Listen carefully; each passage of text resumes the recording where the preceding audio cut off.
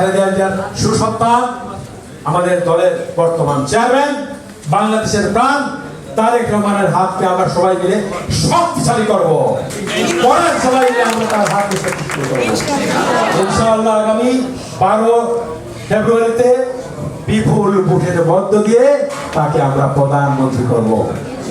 তাহলে ওই প্রেসিডেন্ট এবং জিয়াউর রহমানের আত্মা শান্তি পাবে। না,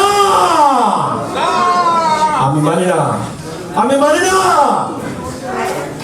সাগরিকা আমার পর হতে পারে না। সাগরিকা শুধু আমার। শুনেছ ঘর, এই পৃথিবী একটা, আর একবার তুমি আমাকে জন্ম দিয়েছো। আমি শুধু একবারের জন্য একজনকেই ভালোবেসেছি। আমার সেই ভালোবাসার নাম সাগরিকা। তুমি আমার সাগরিকাকে আমার কাছ থেকে কেড়ে নিতে পারো না। শুনেছ god, I am talking to you. তুমি আমার সাগরিকাকে আমার কাছ থেকে নিতে পারো না। এত বড় অন্যায় তুমি আমার সাথে করতে পারো না, পারো না, পারো না, পারো না, পারো না, পারো না।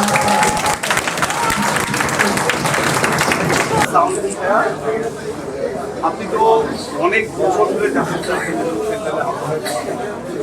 বিগত বছর 17টা বছর যে যুদ্ধ, যে মানে নির্যাতন আপনাদের হয়েছে, আপনাকে তো বলা যায় এখন আপনি একজন লড়াকু নেতা ছিলেন এবং তার সাথে কিছু নায়ক আছেন। তো আপনার এই বিগত বছর যে সংগ্রামটা পথ পেরিয়ে যে আজকে যে 36 পর যে আসছে, আপনার অনুভূতিটা থাকে।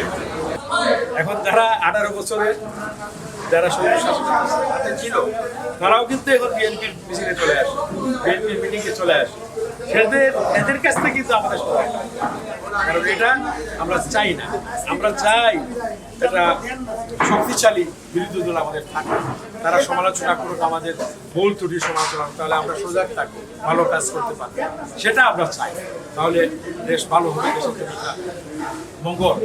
বিরোধী দল থাকতে হবে, তো আমরা চাই এটা ভালো একটা বিরোধী দল থাকবে, কিন্তু সন্ত্রাসীদের কোনো জায়গা নেই।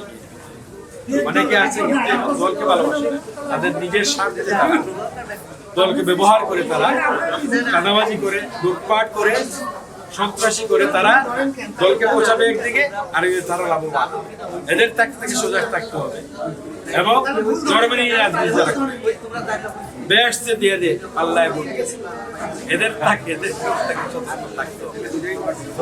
এই সমস্ত মিথ্যাচার মানুষ কানে নিচ্ছে না। এই ব্যাপারগুলো সতর্ক থাকার জন্য বারবার তিনি বলছেন। ইনশাআল্লাহ ধানের শীষের পক্ষে জোয়ার আসছে এবং এটা থাকবে। আমরা বিপুল জয়লাভও করবো ইনশাআল্লাহ। কিন্তু আমাদেরকে মনে রাখতে হবে, আমরা যা গতদিনে যে সরকাররা অতিরিক্ত পপুলারিটি পেয়েছিল বিধায় তারা যা ইচ্ছা তা করেছে, আমাদের ভিতরে যদি এটা না থাকে, সেজন্য উনি বারবার বলছেন। আমরা জানি ইনশাআল্লাহ যত শক্তি প্রয়োগ করা হোক, যত চক্র প্রয়োগ করা হোক, তার ভিতর দিয়েও কিন্তু আমরা মানুষের ভালোবাসা, মানুষের ভোট মাধ্যমে আমরা নারী শিক্ষা জয়যুক্ত করে আমরা বিএনপিকে ক্ষমতায় আমরা নিয়ে আসবো এবং আমরা দেশ দায়িত্ব পাবো ইনশাআল্লাহ।